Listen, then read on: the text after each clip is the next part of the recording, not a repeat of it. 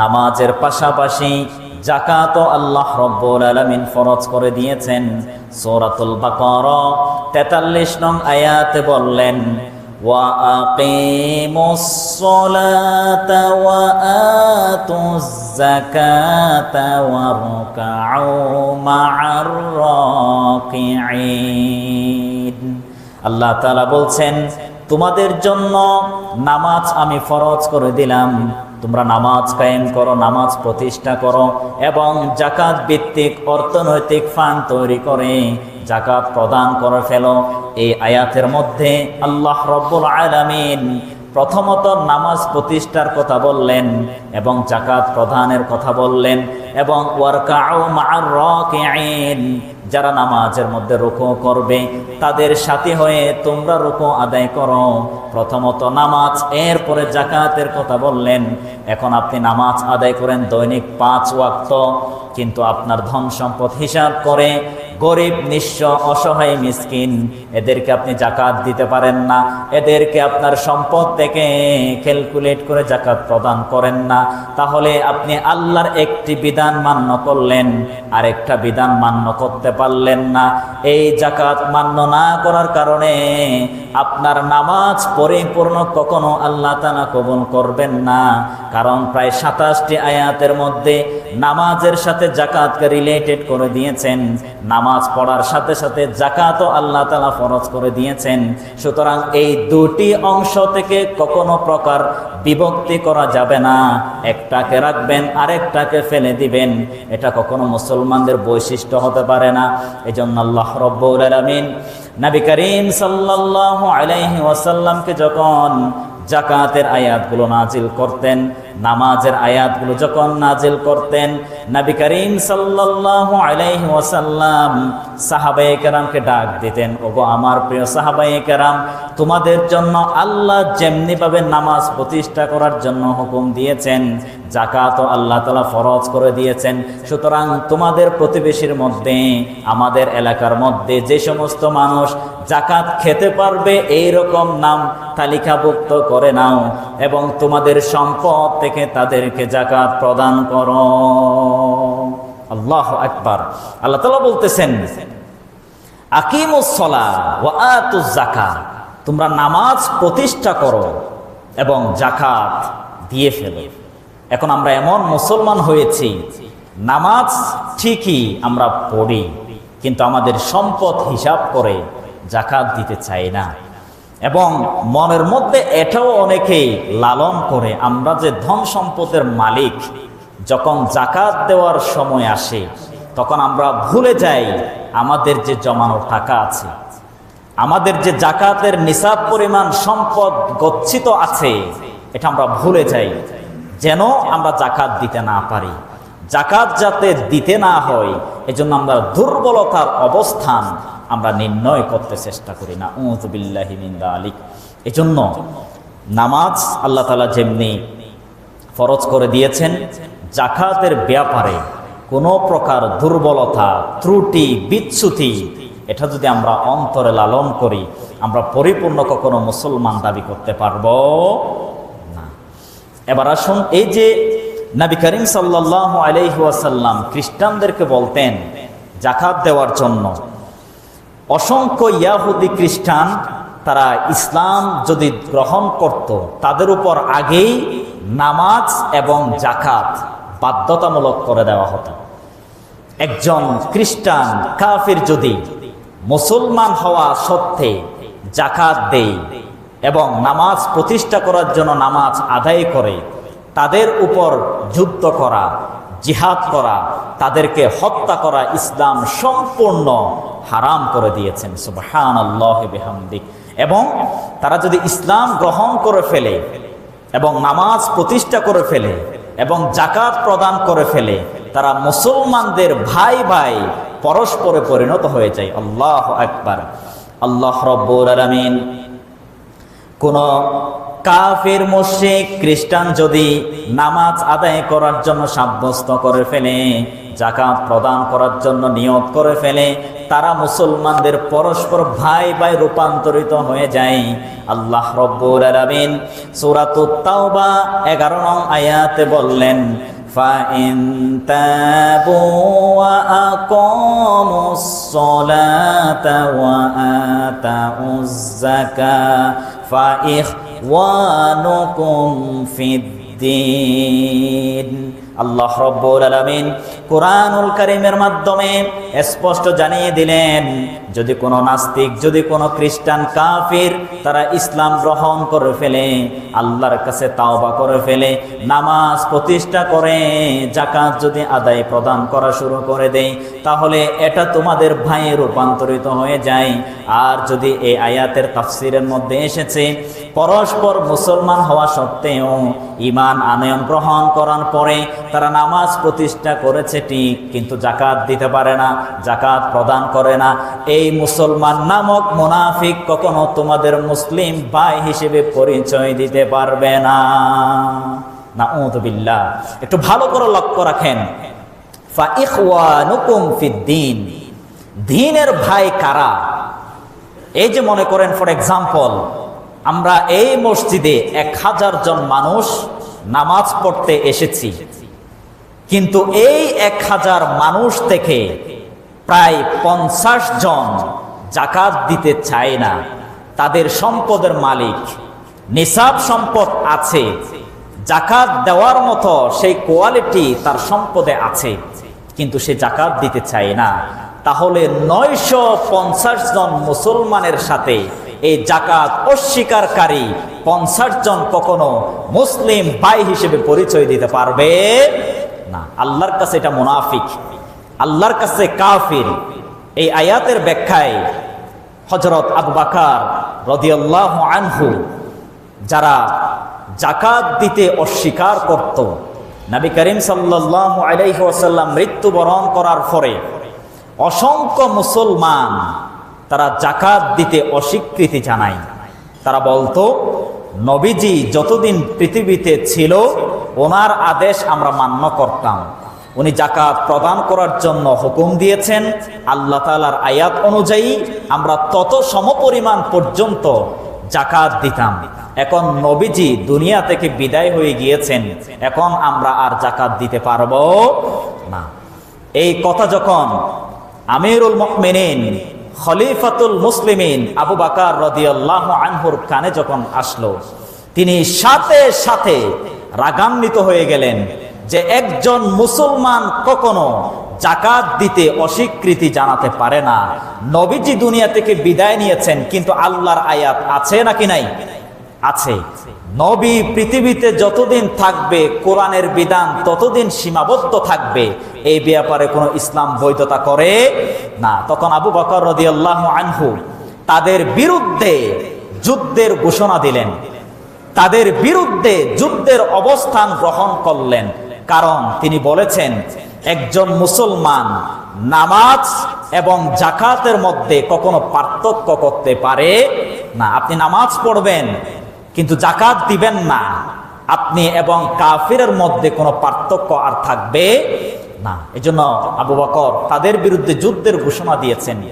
আজও আমরা ম্যাক্সিমাম মুসলমান সম্পদের মালিক হওয়া সত্ত্বেও আমরা কখনো হিসাব পর্যন্ত করি নাই যে আমার এই এই সম্পদ আছে, একটু হুজুরের কাছে যাই, অথবা যারা যাকাত সম্পর্কে পারদর্শী তাদের কাছে একটু যাই, আমার গচ্ছিত সম্পদের একটু বর্ণনা দেই, আমার উপর যাকাত ফরজ হয়েছে কিনা, ফরজ হলে কিভাবে যাকাত প্রদান করব। একজন মুসলমান সহজে পাওয়া যায় না, তারা তাদের নিজেদের হিসাব করে যাকাত দিবে এরকম মন মানসিকতার মানুষ এখন পাওয়া যায় না। তারা করে এক কাজ, অধিকাংশ মুসলমানকে দেখা যায় তারা সম্পদের মালিক, ঠিক আছে, মানুষ সবাই জানে, তারপরে কিছু মার্কেট থেকে লুঙ্গি এবং শাড়ি নিয়ে আসে এবং ঘোষণা দেয়, কালকে বা পরশু আমার বাড়িতে কিংবা অমুক জায়গায় যাকাতের লুঙ্গি, যাকাতের শাড়ি দেওয়া হবে। এরকম বলে নাকি বলে না? বলে। তারা তাদের যেই অর্থ যাকাত এসেছে তার 50% পর্যন্ত আদায় করে না। জাকাত এসেছে 10 টাকা, কিন্তু দেই 3 টাকা 4 টাকা, আরো 6-7 টাকা তারা জাকাত দিতে চায় না। কোন রকম দায়মুক্ত হতে চাই যে অমুক মানুষ জাকাত দিয়েছে, এতটুকু এনাফ। কিন্তু তার জাকাত যথাযথ হয়েছে কিনা, জাকাতের টাকা কতটুকু এসেছে, সব টাকা জাকাত দিয়েছে কিনা, এবং জাকাতের যে নিয়ম পদ্ধতি সেই নিয়ম পদ্ধতি অনুযায়ী জাকাত দিয়েছে কিনা, এই বিষয়গুলো আমরা মন মানসিকতায় আমরা চিন্তা পর্যন্ত করতে পারি না। স্পষ্ট কথা, আপনার জাকাত এসেছে 20 টাকা, অবশ্যই 20 টাকায় জাকাত আপনাকে দিয়ে ফেলতে হবে। এবং সূরাতুত তাওবার 8 নং আয়াতে 8 শ্রেণীর মানুষকে জাকাত দেওয়ার জন্য আল্লাহ তাআলা বলেছেন। এই জাকাত দেওয়ার অর্থ কি? আপনি 300-400 টাকার লুঙ্গি একটা নিয়ে আসলেন, 500 টাকার শাড়ি একটা নিয়ে আসলেন, জাকাত দিয়ে ফেললেন, এটা জাকাতের মেইন উদ্দেশ্য কখনো হতে পারে না। জাকাতের উদ্দেশ্য কি? আপনার একজন থেকে মনে করেন জাকাত এসেছে 3 লক্ষ টাকা, আপনার থেকে অবশ্যই 3 লক্ষ টাকা জাকাত আদায় করতে হবে। এবং দিবেন কেমনে? মনে করেন আপনার প্রতিবেশী, আপনার এলাকায় একজন মিসকিন, একজন ফকির রয়েছে, তাকে ডেকে এনে 1 লক্ষ টাকা আপনি তার হাতে দিয়ে ফেলেন।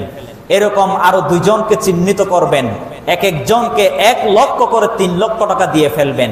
এটাই জাকাতের মূল পদ্ধতি এবং সঠিক জাকাত। কারণ কি? একজন মিসকিনকে যদি 1 লক্ষ টাকা আপনি দিয়ে ফেলেন, সেই 1 লক্ষ টাকা দিয়ে একটা মুদির দোকান দেওয়ার চেষ্টা করতে পারবে, একটা ব্যবসা করার জন্য পুঁজি কাটাতে পারবে। সামান্য অল্প খরচ করে পুঁজি কাটিয়ে সে একজন ব্যবসায়ীতে রূপান্তরিত হওয়ার সুযোগ সামনে থাকবে নাকি থাকবে না? কিন্তু 1000 জন মানুষকে যদি একটা একটা লুঙ্গি দিয়ে দেন, আজকে লুঙ্গি পড়বে, 2-3 দিন পরে লুঙ্গিগুলো ছিঁড়ে যাবে। এগুলো জাকাতের কখনো উদ্দেশ্য হতে পারে না। জাকাতের উদ্দেশ্য হচ্ছে একজন মানুষকে স্বাবলম্বী করে দেওয়া। একজন মানুষ মিসকিন আছে, আগামী বছর সে জাকাত নিবে না, বরং সে জাকাত দিবে, এরকম কোয়ালিটি সে অর্জন করতে পারবে। এরকম জাকাত দেওয়াই হচ্ছে ইসলামের মূল উদ্দেশ্য।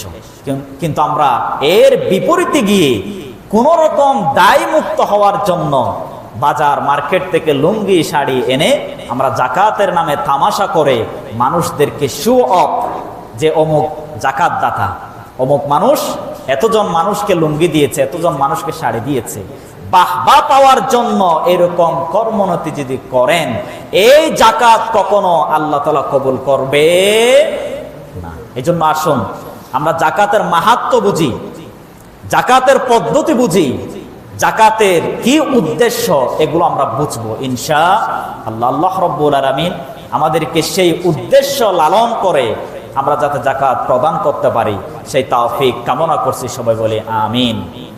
এবার আসেন, এই যে আল্লাহ রাব্বুল আলামিন জাকাত ফরজ কেন করলেন? কুরআনুল কারীমের মধ্যে সূরাতুত তাওবা 103 নং আয়াত আল্লাহ তাআলা বলছেন, খুয মিন আমওয়ালিহিম সাদাকাতান তুতাহহিরুহুম ওয়া তুযাক্কিহিম বিহা। ওগো প্রিয় হাবিব, যাদের ধন সম্পদ গচ্ছিত আছে 1 বৎসর পূর্ণ অনুযায়ী, তাদের থেকে আপনি জাকাত নিয়ে ফেলেন। এবং গরিব, অসহায়, নিঃস্ব, মিসকিন, ফকির, আল্লাহর দ্বীনের মানুষ, এদেরকে আপনি জাকাতগুলো দিয়ে ফেলেন। কারণ কি? আপনার সম্পদ থেকে যদি জাকাত দিয়ে ফেলেন, আপনার সম্পদের পবিত্রতা এবং বারাকা আল্লাহ তাআলা বৃদ্ধিতে পরিণত করে দেয়। সুবহানাল্লাহ। সুতরাং জাকাত ফরজ করে দিয়েছেন আমাদের লাভের জন্য। আপনি জাকাত দিয়ে ফেলবেন, যতটুকু জাকাতের টাকা আপনি প্রদান করেছেন, দেখবেন আপনার ব্যবসা বাণিজ্যে, আপনার সমস্ত আয় ইনকামে আপনি জাকাতের যে টাকা দিয়েছেন তার চাইতে দ্বিগুণ টাকা আপনার ইনকাম সোর্সে আসতে পারে নাকি পারে না? পারে। কিন্তু এটা তো আমরা বুঝি না, মনে করি জাকাত দিব মানে টাকা শেষ। আস্তাগফিরুল্লাহ। একজন মুসলমান কখনো এই ভয় লালন করতে পারে না যে টাকা খরচ করলে টাকা শেষ হয়ে যাবে। কিন্তু আল্লাহ তাআলা বলতেছেন জাকাত দিবেন, টাকা দেওয়ার মালিক আমি। সুবহানাল্লাহ। এরপরে আসেন, এই যে অনেকেই প্রশ্ন মনে আসতে পারে যে এত কষ্ট করে ব্যবসা বাণিজ্য করি, দিন রাত 24 ঘন্টা খাটুনি করে চাকুরির মধ্যে যাই, অফিস করি, পারিশ্রম করি, পারিশ্রমিক আমাদের ইনকামের টাকা শুধু শুধু অহেতুক কেন মানুষদেরকে আমরা দিয়ে ফেলবো? এরকম চিন্তা আমরা করি নাকি করি না? আল্লাহ রাব্বুল আলামিন সকল মানুষদেরকে, যাদের মধ্যে নিসাব পরিমাণ সম্পদ হয়ে যাবে, এদেরকে আল্লাহ তাআলা যাকাতের ফরজ বিধান হিসেবে নিযুক্ত করে দিয়েছেন। কারণ কি? আল্লাহ রাব্বুল আলামিন যাদেরকে সম্পদের মালিক বানিয়েছেন, যাদের ধন সম্পদ অত্যাধিক হিসেবে আল্লাহ রাব্বুল আলামিন দান করেছেন, যারা গরিব অসহায় নিঃস্ব, এদের অনেক টাকা আপনি অবশ্যই ধনী তাদের মধ্যে পেয়ে যাবেন। আল্লাহ রাব্বুল আলামিন সূরা আয-যারিয়াতের 19 নং আয়াতে বললেন, ওয়া ফি আমওয়ালিহিম হাক্কুল লিস-সাইলি ওয়াল মাহরুম। আল্লাহ রাব্বুল আলামিন কুরআনুল কারীমের মাধ্যমে স্পষ্ট জানিয়ে দিলেন যে সমস্ত ধনী মানুষ, যাদের সম্পদ আল্লাহ তাআলা বৃদ্ধিতে পরিণত করে দিয়েছেন, গরিব অসহায় নিঃস্ব, এদের কিছু অধিকার তাদের মধ্যে আল্লাহ তাআলা দিয়ে থাকেন। এইজন্য আল্লাহ রাব্বুল আলামিন ধনী এবং ধনভাণ্ডার মানুষদের প্রতি আল্লাহ তাআলা যাকাতের ফরজ করে দিলেন। কারণ গরিব অসহায় নিঃস্ব তাদের অধিকার যেন সে ফিরিয়ে দিতে পারে। সুবহানাল্লাহ। আল্লাহ তাআলা বলতেছেন, ওয়া ফি আমওয়ালিহিম হাক্কুল লিস-সাইলি ওয়াল মাহরুম। এই যে যারা ধনী, যাদের ধন সম্পদ বেশি, আর যারা গরিব নিঃস্ব, এদেরকে আল্লাহ তাআলা টাকার মালিক বানান নাই, এদেরকে ধন সম্পদের মালিক বানান নাই, আপনাকে বানিয়েছেন। কারণ কি? তাকে যে প্রাপ্য আল্লাহ তাআলা দেওয়ার কথা, সেগুলো তাকে না দিয়ে আপনাকে দিয়েছেন। তার অধিকার আপনার হাতে লুকায়িত আছে। এজন্য তার অধিকার যাতে যাকাতের মাধ্যমে আপনি তাকে ফিরিয়ে দিতে পারেন, এজন্য আল্লাহ তাআলা যাকাতের ফরজ বিধান নিযুক্ত করেছেন। উদাহরণস্বরূপ দেখেন, মনে করেন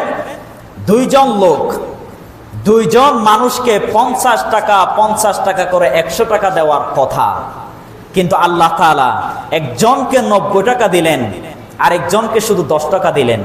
এই যে আরেকজনকে আল্লাহ তাআলা 40 টাকা দান করেন নাই, ব্যবসা বাণিজ্যে 40 টাকার ইনকামের সুযোগ তাকে দেন নাই, আপনার সেই 40 টাকা আরেকজনকে দিয়ে তাকে পূর্ণ 90 টাকা আল্লাহ তাআলা দান করেছেন। সুতরাং তার কাছে আপনার 40 টাকা প্রাপ্য আছে নাকি নাই? এখন সেই 40 টাকা তার অধিকার, আপনি যদি ফিরিয়ে না দেন, এগুলো আল্লাহর সাথে গাদ্দারি করা ছাড়া আর কিছু পথ পাওয়া যায় না। আল্লাহ তাআলা আপনাকে 40 টাকা বাড়িয়ে 90 টাকা দেওয়ার কারণ হচ্ছে আপনাকে আল্লাহ পরীক্ষা করতে চাই। আপনাকে টাকা বেশি দিলাম, তোমাকে সম্পদের মালিক বানালাম, তোমাকে যাকাতের বিধান দিয়ে দিলাম, আমি দেখি তুমি যাকাত দাও কিনা, অন্যের অধিকার তুমি ফিরিয়ে দাও কিনা। এটা পরীক্ষা করার জন্য তাকে টাকা কম দিয়ে তোমাকে আমি টাকা বেশি করে দিলাম, যাতে আমি স্পষ্ট চিনতে পারি তুমি আমার হুকুম মানো নাকি না মানো। এটা পরীক্ষা করার জন্য আল্লাহ তাআলা দিয়েছেন। এখন সেই পরীক্ষা যদি আমরা ফেল যাই, আমাকে সম্পদের মালিক বানিয়েছেন কিন্তু যাকাত দিতে চাই না, যাকাত দিতে অস্বীকৃতি জানাই, তাহলে এই যে আরেকজনকে টাকা কম দিয়ে সম্পদের মালিক কম বানিয়ে আমাকে সম্পদের মালিক বানালেন, এখন তার অধিকার যদি ফিরিয়ে দিতে না পারি, আল্লাহর কাছে জবাব দিতে হবে নাকি হবে না? এবং কুরআনুল কারীমের মধ্যে এবং হাদিসের মাধ্যমে যারা যাকাত দেয় না তাদের ভয়ঙ্কর শাস্তির কথা আল্লাহ তাআলা উল্লেখ করেছেন। নাউযু বিল্লাহি মিন যালিক।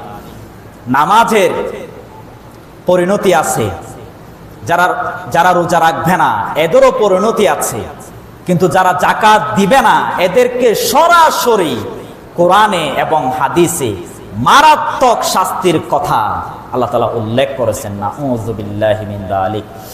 আল্লাহ রাব্বুল আলামিন যে সমস্ত মানুষদেরকে আল্লাহ রব্বুল আলামিন সম্পদের মালিক বানিয়ে দেই, ধনভাণ্ডারের মালিক বানিয়ে দেই, কিন্তু আল্লাহ রব্বুল আলামিনের ফসিলা অনুযায়ী, আল্লাহ রব্বুল আলামিনের ফয়সালা অনুযায়ী তারা যাকাত দিতে চায় না, যাকাত দিতে অস্বীকৃতি জানায়।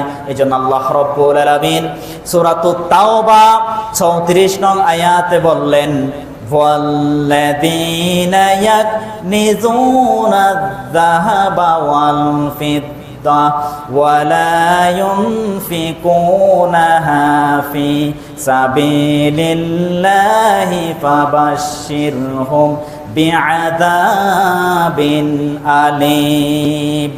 আল্লাহ রব্বুল আলামিন যে সমস্ত মানুষদেরকে আমি সম্পদের মালিক বানিয়েছি, কিন্তু তারা স্বর্ণ রৌপ্য তাদের ধন সম্পদ পুঞ্জীভূত করে রাখে, মানুষদেরকে দান করতে চায় না, মানুষদেরকে যাকাত দিতে চায় না, তাদেরকে কঠিন আযাবের আমি সম্মুখীন করিয়ে দিব। নাউযুবিল্লাহ। আল্লাহ তাআলা বলতেছেন, ওয়াল্লাযীনা ইয়াকনিজুনা আয-যাহাবা ওয়াল ফিদ্দা, যারা স্বর্ণ রৌপ্য ধন সম্পদ পুঞ্জীভূত করে রাখে, গরিব অসহায় মিসকিন এদেরকে যাকাত দিতে অস্বীকৃতি জানায়, তাদের জন্য কঠিন আযাবের আমি সম্মুখীন করাবো। নাউযুবিল্লাহি মিন যালিক। এবং হাদিসের মাধ্যমে এসেছে, যারা যাকাত দিবে না কিয়ামতের ময়দানে তাদের সেই ধন সম্পদ সাপে পরিণত হবে এবং তক্তায় রূপান্তরিত হবে। যেই তক্তা, যে পাত জাহান্নামের আগুনের মধ্যে পুড়িয়ে মানুষের কপালে, পিঠে, চেহারায়, তার পুরো শরীরে ওই তাপের শেখা দিতেই থাকবে। নাউযুবিল্লাহি মিন যালিক। যারা যাকাত দিবে না, সেই সম্পদ যারা জমা রেখেছিল, সেই সম্পদ সাপ হয়ে যাবে, তামা হয়ে যাবে, পাত হয়ে যাবে, তক্তা হয়ে যাবে, এবং তার নিজের সম্পদ দিয়ে তাকেই আল্লাহ তাআলা শাস্তিতে পরিণত করে দিবেন। নাউযুবিল্লাহি মিন যালিক। সুতরাং যে সম্পদ আমরা মহাব্বত করে ব্যাংক ব্যালেন্স করে রাখি, নিজের পুত্র নাতি এদেরকে খাওয়ানোর জন্য রেখে দেই, এই সম্পদ কিয়ামতের ময়দানে আপনার আযাবের কারণ হবে। নাউযুবিল্লাহ। এজন্য আসুন আমরা যারা যাকাত দিব, ক্যালকুলেট করে হিসাব অনুযায়ী যাকাত দিব ইনশাআল্লাহ। বর্তমান 2026 সাল অনুযায়ী আরেকটা বিষয়টা খেয়াল রাখেন, তৎকালীন সময়ে স্বর্ণ এবং রৌপ্য, গোল্ড এবং সিলভার একই সমপরিমাণের টাকায় ছিল। অর্থাৎ স্বর্ণের টাকা যেরকম, রৌপ্যের টাকাও সেম। কিন্তু বর্তমানে স্বর্ণের টাকা হচ্ছে অনেক উচ্চ লেভেলের দাম, কিন্তু রৌপ্যের দাম হচ্ছে একেবারেই নিম্ন। বর্তমান 2026 সাল অনুযায়ী 18 ক্যারেটের রৌপ্যের দাম হচ্ছে 5,890 টাকা, এবং 18 ক্যারেটের স্বর্ণের দাম হচ্ছে 2,19,000 টাকা। অনেক পার্থক্য, কোথায় 5,000 আর কোথায় 2,19,000। তাইলে 7.5 ভরির স্বর্ণ যদি আপনি হিসাব করেন, প্রায় 15 লক্ষ টাকা যার কাছে থাকবে তার কাছ থেকে যাকাত ফরজ আদায় করতে হবে। এবং রৌপ্যের হিসাব অনুযায়ী 3,10,000 টাকা যার কাছে জমা থাকবে তার থেকে যাকাত প্রদান করতে হবে।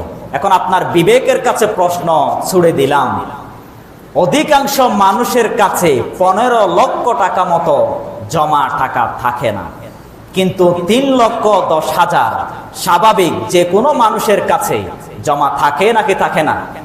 থাকে। একটু আগেই বলছি, যাকাতের উদ্দেশ্য হচ্ছে মানুষদেরকে স্বাবলম্বী করে দেওয়া, তাদেরকে হাসি খুশিতে রাখা।